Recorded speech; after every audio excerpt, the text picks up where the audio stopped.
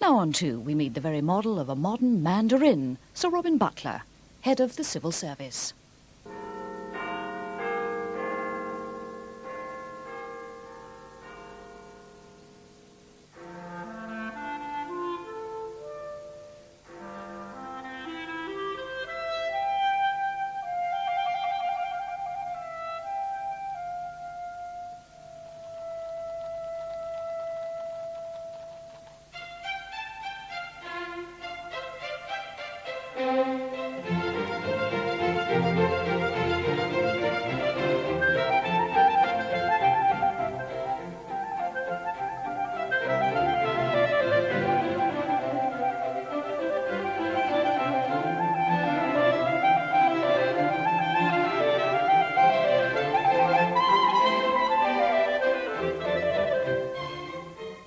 For years, the face of the most powerful man in the government machine has scarcely been known beyond a small group of Whitehall insiders.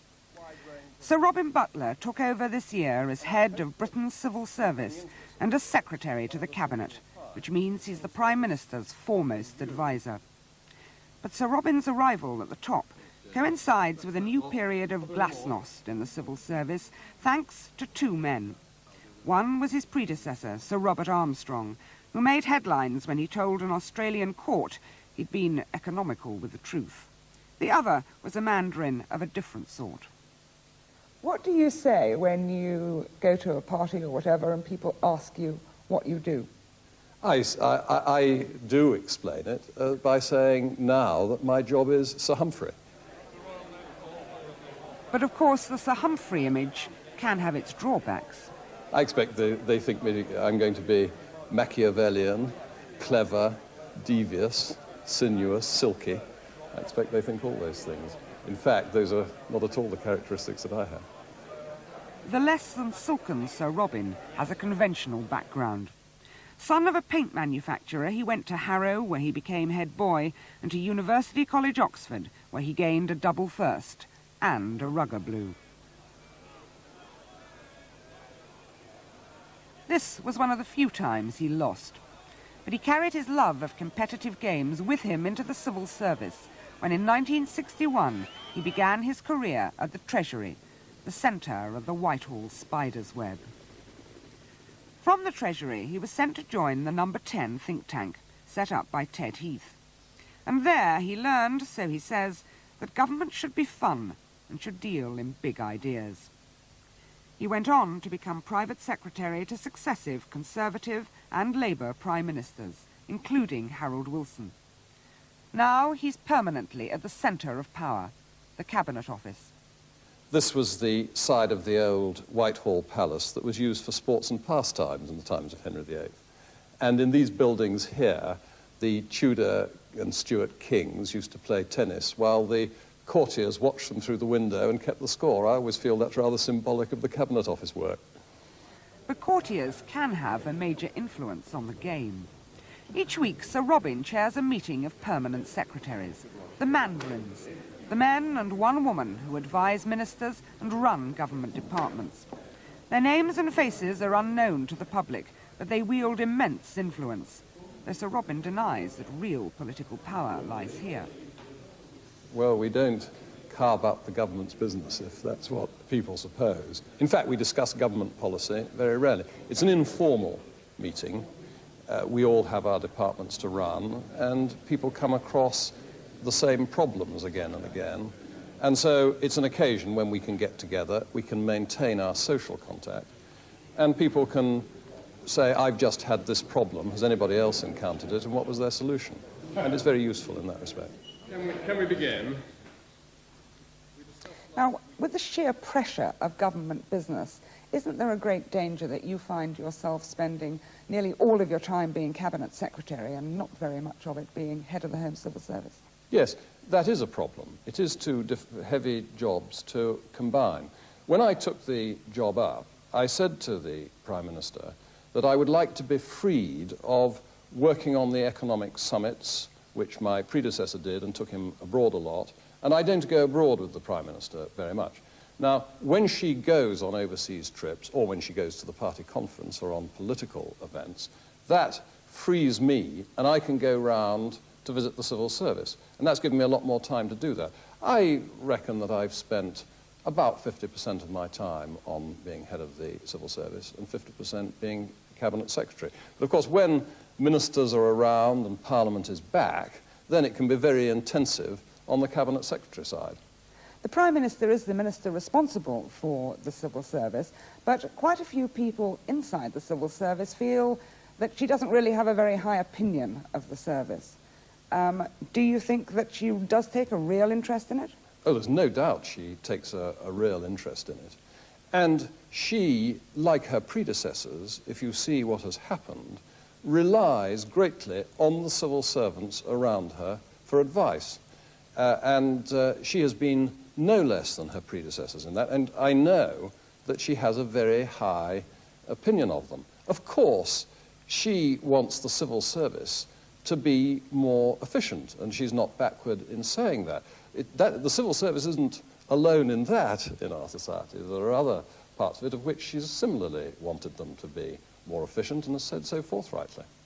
Some people might think you'd taken over the being head of the civil service at a rather difficult time because morale seems to have been very poor. What's being done about that? Well, the civil service, and it's not alone in this, did undertake a revolutionary change in the early part of this decade. The numbers have been cut by 20%. That, of course, had some effect on morale because, for a time, it takes away the prospects for promotion, which in any organisation are the things which motivate people. But the numbers have now stabilised, and that period is over. I think that what will most encourage and cheer the civil service is, as we go forward and improve our service to the public. There's plenty of opportunity to do that, and I am going round the civil service trying to give that message. And that you include... Sir Robin is developing his own leadership style, which includes inviting the next generation of Mandarins for pep talks at the Cabinet Office. Sir Robin, you said that you hoped the civil service would remain a non-political organisation whilst remaining loyal to the government of the day. How great do you think the pressures are for that situation to change? I don't think that they are very great, actually. There's quite a lot of concern about it. I'm quite sure that, if I may speak as, somebody close to the Prime Minister who advises on the top appointments, I'm quite certain that the Prime Minister's wish, and the wish of her colleagues, is that the civil service should remain an apolitical organisation. And I believe that it is remaining so. Of course, if politics polarises, that always puts pressure on the non-politicisation of the civil service. Why is there such a widespread impression that under this administration the civil service has lost something? Style for the season on 2.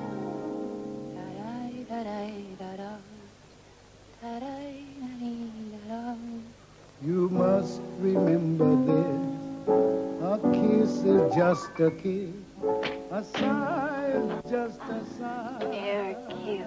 You're hiding the kite. The fundamental things apply as time goes by. When you're slapped, you'll take it and like it. And when two lovers woo, they You know how to whistle, don't you, Steve? You just put your lips together and blow. no matter what the future brings, as time goes by. Sam, I thought I told you never to play. The Bogart season begins tonight at 6. Seasonal Style on 2.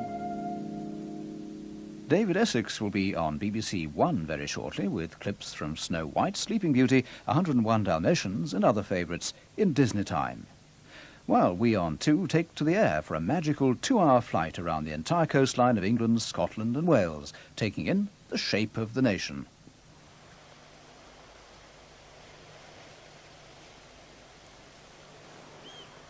Folded and tucked into intimate bays and majestic headlands, the coast of Britain is the skin of the nation's body. It gives Britain her shape and defends her very being.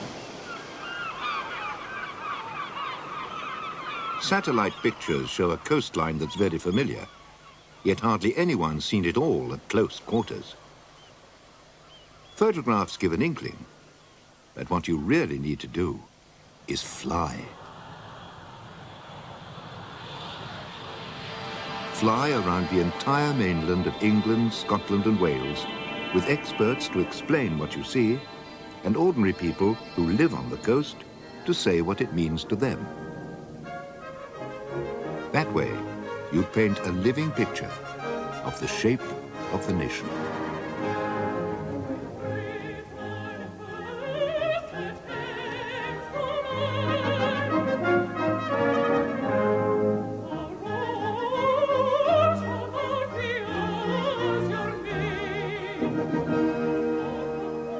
We really ought to start by getting this absolutely right. As a geologist, I'd say not all Britain arose from the azure main. South Wales, for example, arose from steaming coal forests. But here, there was a sea, warm and tropical. Flying into the most westerly point of England, Land's End. Valerian, the Romans called it, the seat of storms. And Land's End certainly did arise in great upwellings of molten granite, shouldering aside the sediments of that ancient sea. What you're looking at now is the solid, hard remains laid bare by the onslaught of the raging Atlantic.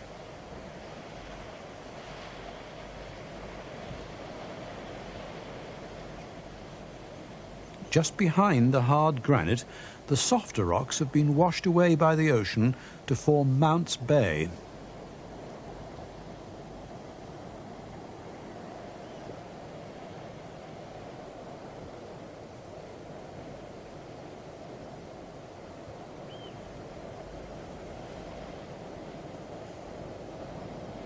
Thousands of years ago, Stone Age man built settlements on these cliffs. Their descendants preferred to snuggle in the shelter of places like Mousehole. Mousehole? Mousehole! And Newlyn. Fishing industry's doing really well here. We land up to £15 million worth of fish a year. Mostly sole and hake and monkfish. And we've had to build a new quay to unload them. 90% we export, but plenty find their way to the fish markets inland. Bring thy boat into this harbour. Long time, my fear awaited thee. Furl thy sails and sail no further.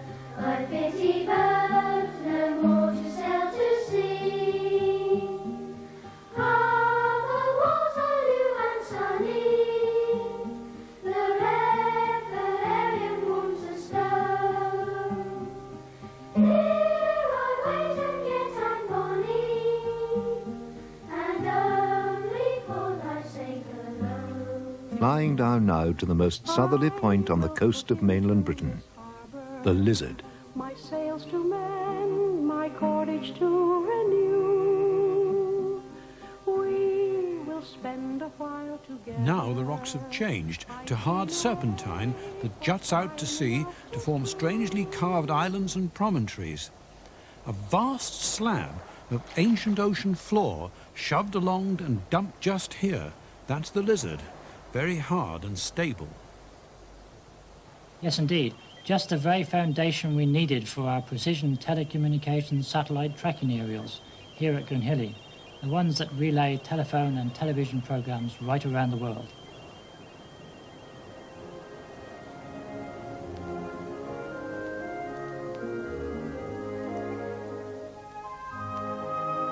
You find various clues along this part of the coast that the actual level of the sea has risen and fallen quite dramatically in prehistoric times. There's a big network of drowned river valleys coming up any minute now. The Fowle River and its tributaries carved out deep valleys before and during the last ice age. Then when the ice finally melted, the sea level rose several hundred feet and flooded the valleys the rivers had carved out. So now you find these delightful haunts for boating. Oh, it's a lovely spot. Warmest wintering place in the British Isles, with temperatures like Nice on the French Riviera. So it is claimed. St. Maul's Well was traditionally believed to be a sovereign cure for worms. And between the flooded valleys, tentacles of land reach down to the sea with some of the most beautiful village names in England, St. Anthony and St. Just in Roseland.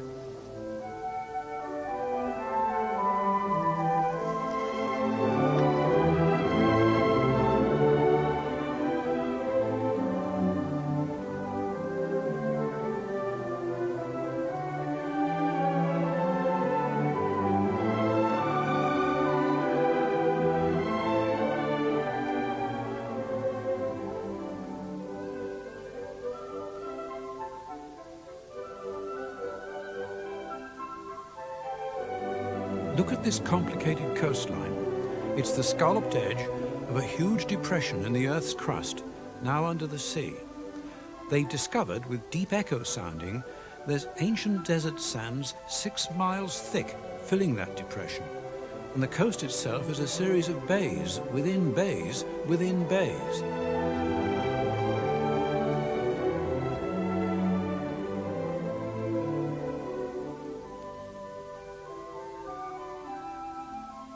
Real Smuggler's Coast this was, and we're coming up to the River Foy estuary, a natural harbour surveyed in 1786 by a young naval lieutenant, James Cook, who later became Captain Cook. His survey was so accurate, his charts were used until quite recently. But in Cook's time, Foy itself was raided so badly by the press gangs that there was only 1 man to every 7 women.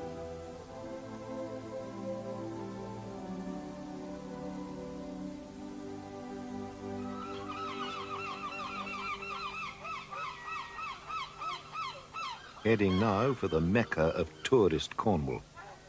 Non-resident cars are banned from Polperro, and it takes a good 10 minutes to walk down through its narrow streets to the tiny harbour, thronged with summer visitors. Rather less cramped, but similarly geared to sell you a Cornish pasty or a Cornish pisky, according to your taste, is Loo.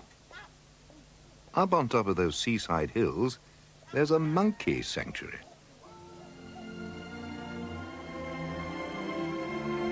Then we're back down to Seaton, Downderry, Port Wrinkle, and some beautiful unspoilt stretches around the rocky perimeter of White Sand Bay, where a child can climb, dig, swim and play from dawn till dusk. No more big towns until Plymouth.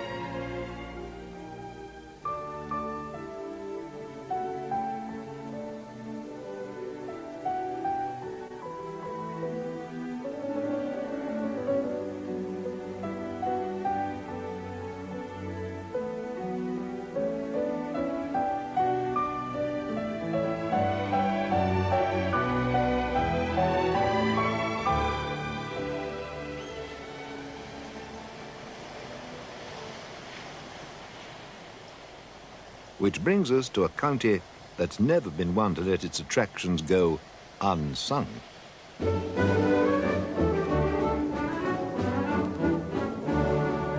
Come and tour green meadow and the lane, birds on the waving bough, beetling cliffs by the surging main, rich red loam for the plough. Devon's the fount of the bravest blood that braces England's breed. Her maidens fair as the apple bud, and her men are men indeed. Old England's counties By the sea from east to west are 7, but the gem of that fair galaxy is Devon, glorious Devon.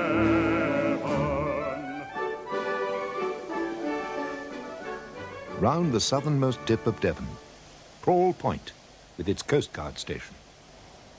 Notice how any shore facing west or southwest is scoured by the sea and there's no beach to speak of. Start Point, with its lighthouse. But round the coast, where the shore's more easterly, the ocean currents deposit sand and shingle. Look at Slapton Lee.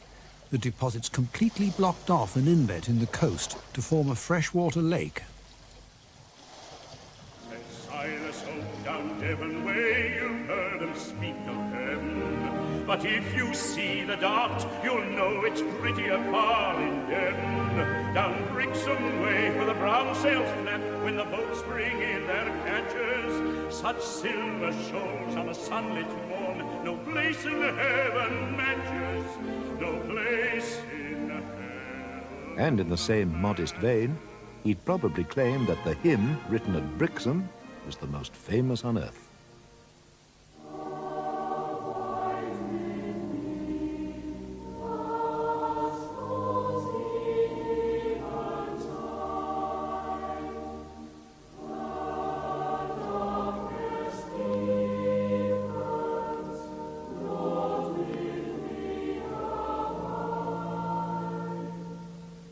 Approaching the English Riviera, where hoteliers are hoping we'll all abide with them. People are getting tired with Heathrow and abroad, and they're starting to rediscover the coasts of Britain. But there is no point in just calling Torquay the English Riviera. You've got to give the customer what they'd expect to find there. So our hotels have built new swimming pools, the town's built a new leisure centre, new marina, new shopping centre, and this resort has really taken off again. When the coal forests flourished, Britain lay on the equator, but later it drifted north into a tropical desert climate. That's when the rocks we call the New Red Sandstone were laid down, fossilised sand dunes. Railway runs right along the coast here. It's the old Cornish Riviera line. Beautiful views. Under the red sandstone cliffs to Dawlish, where the sea's always fighting to get at the railway line. Succeeds sometimes too. Past Dawlish Warren and across the River Exe to the Georgian resort of Exmouth.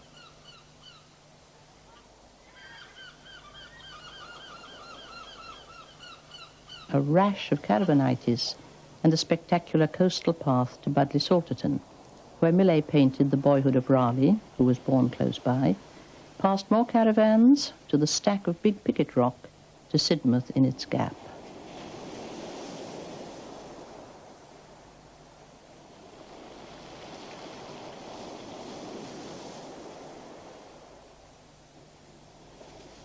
The River Sid, a brown moorland stream, disappears in shingle at one end of the seafront.